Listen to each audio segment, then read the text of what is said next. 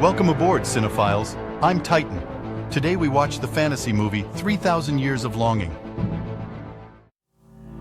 Arya, the narratologist, was invited to give a lecture in Istanbul, but he was at the airport when he met a scorching low elf. He watched the other party run into the crowd in a panic and disappear. Then, in the lecture with Professor Gonghuan, Arya hallucinated again. She saw a tall, pale elf appear in a seat and become deeply outraged by what she said about the story. In the roar of the white elves, Arya passed out on the podium. After being awakened by everyone, she ended the lecture in a moment of confusion. For the good of the Lord, Professor Gonghan found fun crafts with Arya. Arya discovered hidden glass bottles under various odds and ends and was attracted by the wonderful colors around the bottles. So she immediately bought the bottle and took it back to the hotel to clean it. But when she was cleaning the filth from the bottle, she inadvertently touched the bottle cap of the well plug. Immediately, in the room, she hallucinated a huge elf. Although Arya panicked at first, she could only try to communicate with the elf. She found that the elf could understand Iranian, and while communicating, the elves used extraordinary mana to recognize things around them through contact with electronics. He quickly mastered the use of English. Asked by the elves, Arya spoke about the time she was isolated by everyone. The elf politely begged Arya to make 3 wishes, but for Aaliyah, the only thing he was interested in was the story itself. Then the elf chatted with Aaliyah about his past.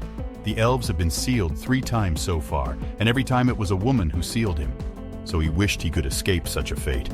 It was his expression that sealed the elf for the first time, Queen Saba. And at the beginning, he, like all men who adored the queen, was conquered by this beautiful incarnation in front of him. But the queen just treated him as a plaything, as the exotic King Solomon finally got the queen's body and mind. The ruthless rival cast a spell and sealed the spirit in the bronze bottle. Then the bronze bottle was thrown into the sea by flies, and the elf remained there for 2,500 years of barren time. With the end of the first story, the elf hastened to ask Arya for her wish. But Arya, wanting nothing, didn't want to make any wishes. Even though she had a brief marriage and also looked forward to a happy family life, Arya never missed the past and was not afraid of the future. Arya, such a unique existence, surprised the well-informed elf. And to make Arya wish, she began to tell the story of her second captivity.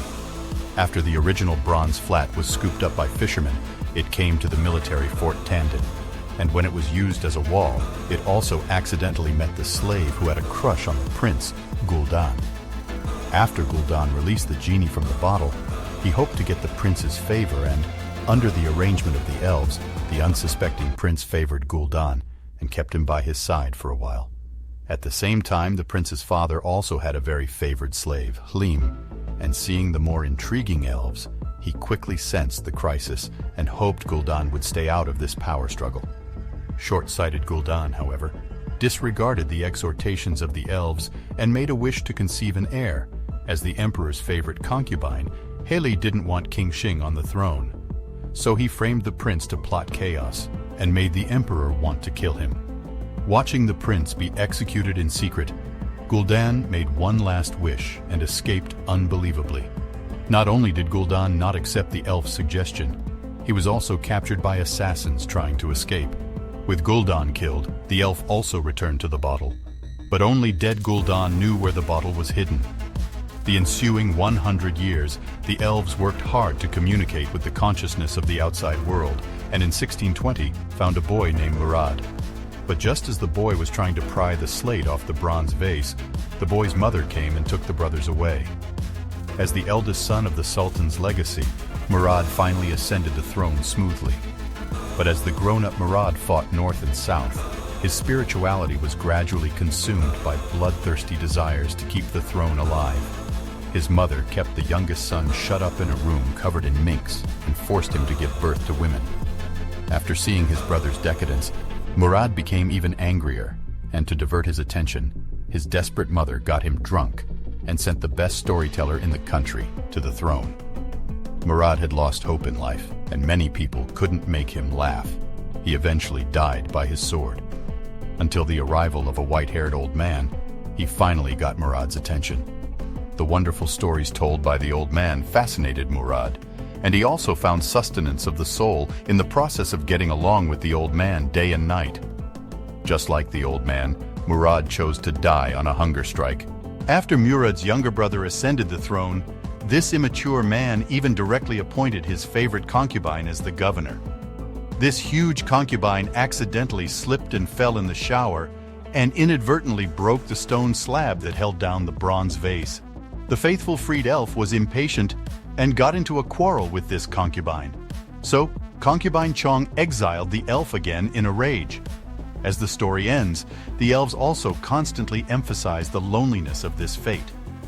But in Arya's opinion, the elves just wanted to regain freedom through the wishes of others, so she refused to act with the elves and didn't want to make any wishes.